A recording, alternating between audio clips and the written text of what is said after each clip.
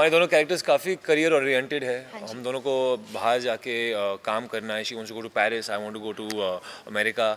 तो हम एक रिलेशनशिप में है, पर उनको एक नाम नहीं देना चाहते हैं, उसको एक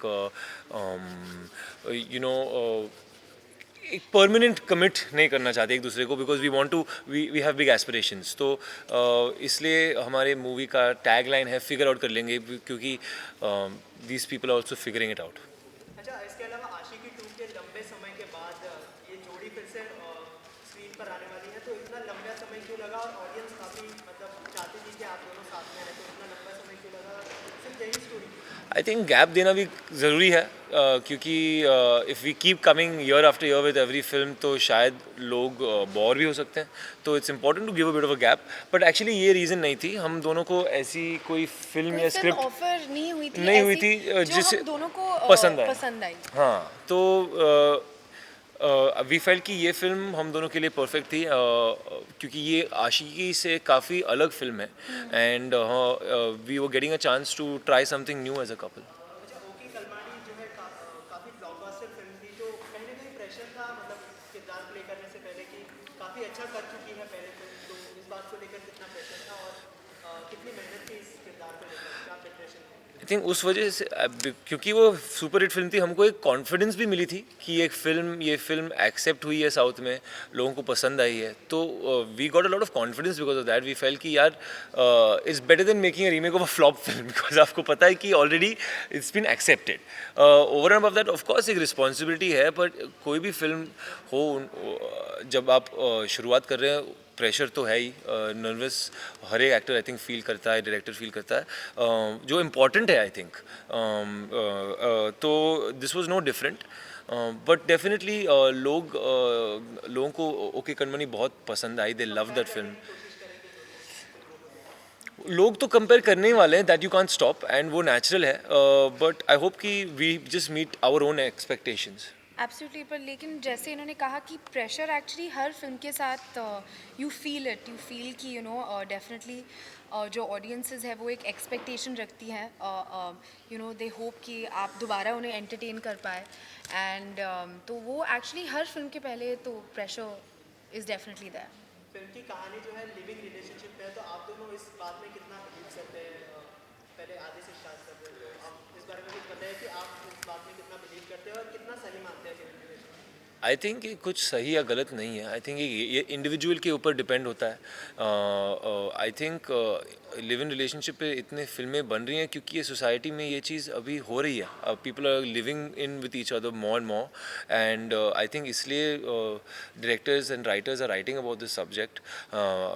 मेरे काफ़ी फ्रेंड्स हैं जो लिव इन रिलेशनशिप्स में रहे हैं, एंड कोई कोई के लिए ये वर्कआउट हुआ है, and for some people is not worked out. But I don't feel कि ये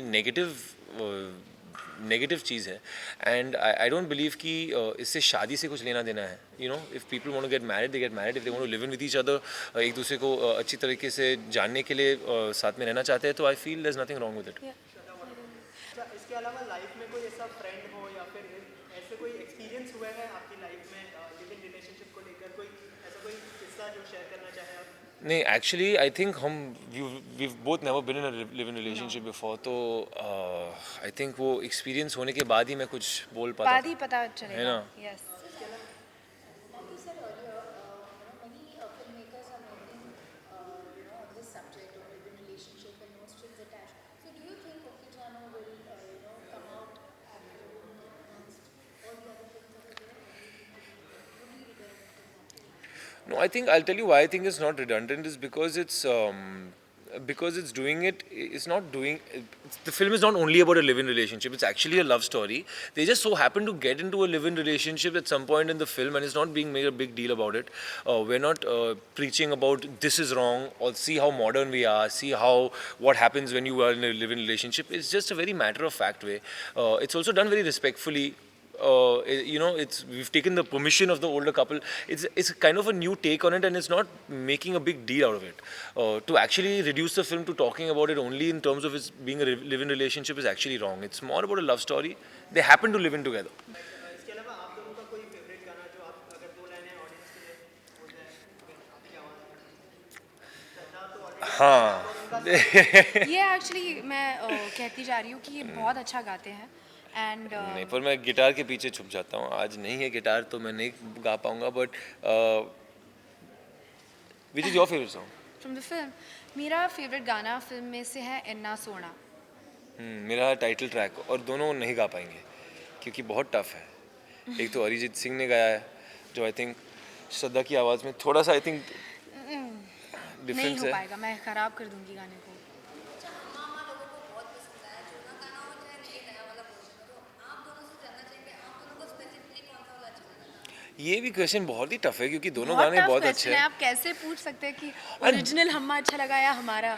बट मुझे तो लगता है कि ये नया हम्मा जो है द हम्मा सॉन्ग वो ओरिजिनल हम्मा की वाइब से बहुत ही डिफरेंट है. The original song is full on पागलपन and full power and madness and craziness which is amazing. And the new Humma song is little more groovy and little more bassy and it's got rap. तो I think इतने different है एक दूसरे से कि they are two different types of song. So I love both. Yeah I do. Salman and Nitya Menon when they took that with you, take any inspiration or anything that you took back from the Oki Kanmani? We took a lot from OK Kanmani A क्योंकि lot. हम दोनों को वो film बहुत पसंद आई. We loved that film. That's the reason we did this. And we were in awe of the performances. तो I think we had a lot to.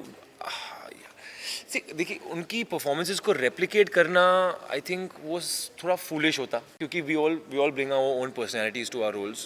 पर to try and capture the essence of what the both of them did was our job. Yeah. And that's what we try to do. Yeah. As long as the film is releasing, we're happy with it. I actually haven't been in touch with Shah to know कि क्या Yeah, even I. क्या कटा है क्या नहीं. Yeah. But for cuts, yeah, I guess I would have thought there should be no cuts, but it's okay.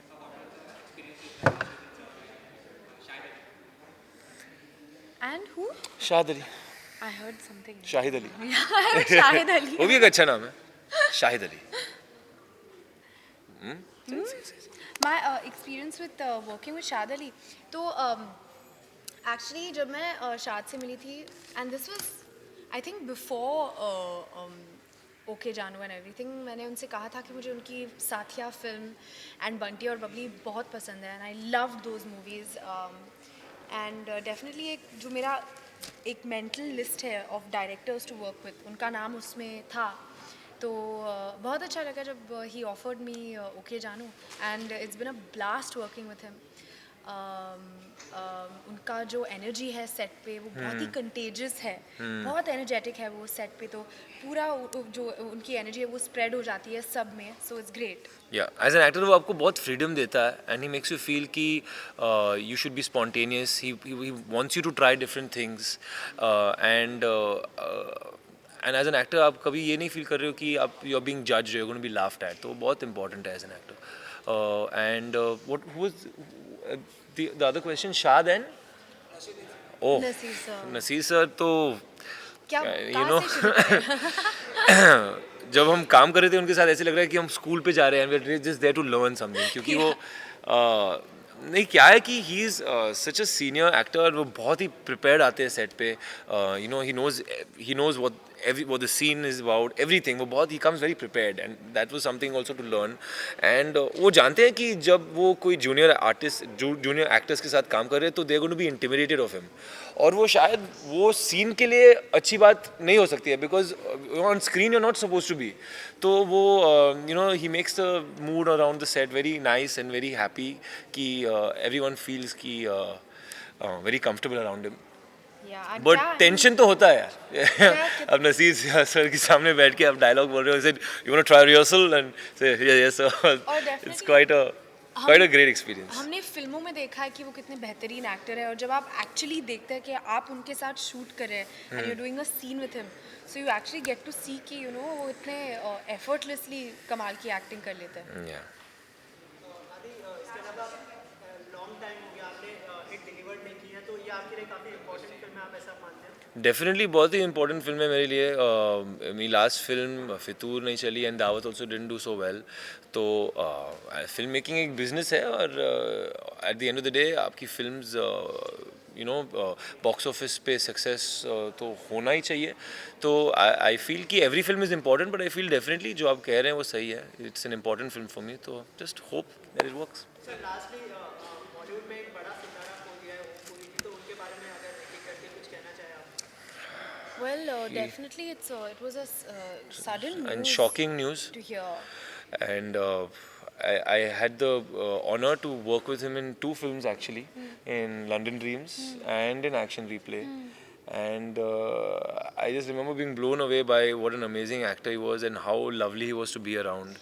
Yeah, And I've heard, बहुत लोग Great sense of जो humor. उनसे मिलते थे would say that कि he used to be a very happy, nice, energy, Yeah. lovely person. Very funny and everyone knows how amazing an actor he is. So we've lost a great, and I hope his family finds peace. That's Yeah. all. Thank you.